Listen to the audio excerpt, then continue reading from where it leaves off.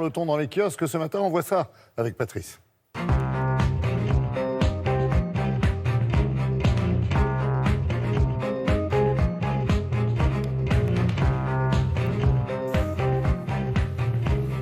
Comme toute la semaine, hein, Patrice, bonjour. Les sujets sont très sérieux quand même ce matin. Hein. Bonjour Laurent, bonjour à tous. Sujet ardu, contexte tendu. Ça n'est pas la franche rigolade ce matin. On va donc essayer de sauver ce qui peut l'être, à savoir l'humour de CAC à la une de l'opinion. On y voit un Boris Johnson et un Michel Barnier coincés dans le dédale du Brexit, si proches l'un de l'autre, mais si loin de se rejoindre.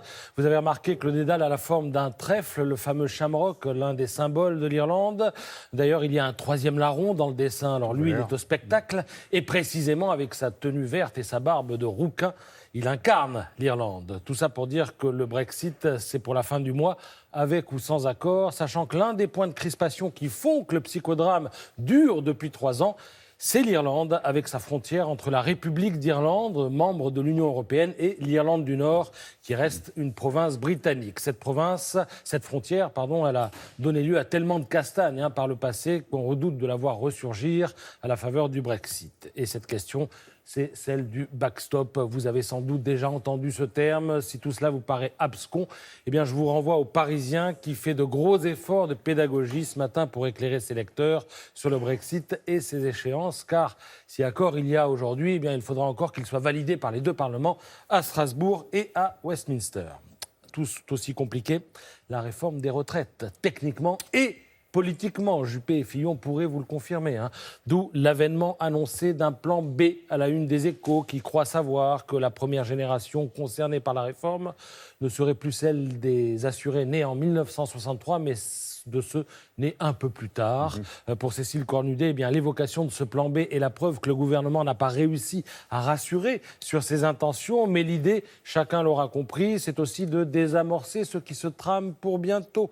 CGT, FO, FSU, Solidaires, les jeunes, ils donnent tous rendez-vous le 5 décembre, date d'une grève illimitée prévue à la RATP et à la SNCF. Parce que la retraite, c'est une chose, mais il y a tout le reste. Et Emmanuel Macron ne peut que craindre une convergence des crises. La colère affleure chaque jour et partout. Alors ici, c'est Carrefour qui est pointé du doigt pour la suppression de 10 000 emplois, malgré 2 milliards d'aides publiques. Voyez l'humanité. Là, ce sont les pompiers qui descendent dans la rue. Voyez Paris-Normandie. Et les enseignants, et les paysans, et les urgences, et le voile. Ah, le voile, on en trouve encore quelques traces ce matin. Il y a 2 jours, un collectif de 90 personnes publiait une tribune dans Le Monde pour demander qu'on en finisse avec, je cite, la haine des musulmans. Eh bien, ce matin, Le Figaro leur répond avec le concours de Vincent Trémollet de Villers. « Arrêtons la fanfare du grand cirque et regardons les choses en face », écrit-il.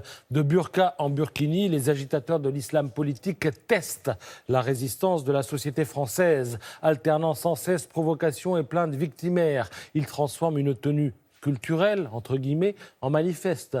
Une expression vestimentaire du « on est chez nous » qui fragmente un peu plus l'archipel français. Il suffit de quitter les quartiers des ministères et d'arpenter Saint-Denis ou Trappes pour le comprendre. Toutes les femmes ne partagent évidemment pas cet esprit, mais comme vous le lirez dans Le Figaro, il progresse au grand galop et nombre de musulmans le déplorent, conclut l'éditorialiste. Alors sur le sujet, pour finir, sachez qu'on attendait Emmanuel Macron, il a parlé hier, le président de la République demande au pays de faire bloc, mais il va falloir des actes en béton pour convaincre. Merci beaucoup, Patrice. L'actualité ce jeudi 17 octobre.